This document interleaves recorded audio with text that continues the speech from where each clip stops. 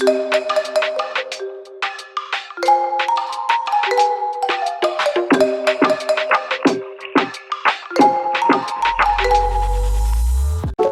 Rainy One, today we're going to be making these delicious, super easy keto vegan tortillas. We're just going to add some almond flour, some psyllium husk, salt, and some olive oil to our bowl, and then also some warm water.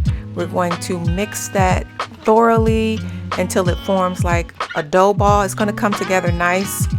It may take a little bit of time to mix it because as the psyllium absorbs and the almond flour absorbs, it's going to become less and less sticky and more like a dough ball. And then we're just going to cut this. We should get 4 to 5 tortillas out of this, depending upon the size that you want them.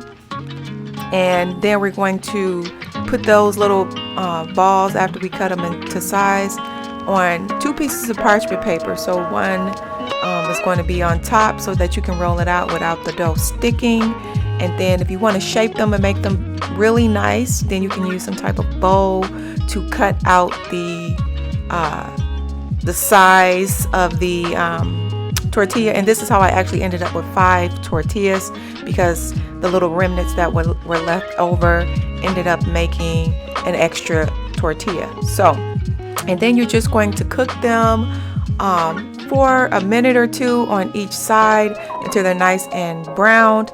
And they are tasty. You can refrigerate them. They only last a few days. Make sure you do refrigerate them. Don't leave them out, or you can freeze them. So they're not like your store-bought tortillas with all those chemicals in them, so they're not going to last forever. So make sure you store them in the refrigerator for up to 5 to 7 days, or freeze them for up to 3 months. And they are delicious. And as you see, they are super easy to make. And I like to use them, for, wraps for sandwiches. And I also like to use them to put dips like guacamole and hummus on them. And so I hope you make these. If you do, tag me in the description. Tag me somewhere, honey, or come back in the comments and let me know what you think of them. So I want to show you how. Oh, actually, I just wanted to show you. What I want to show you. I wanted to show you how I'm eating them before I eat them all up. This is some homemade guacamole.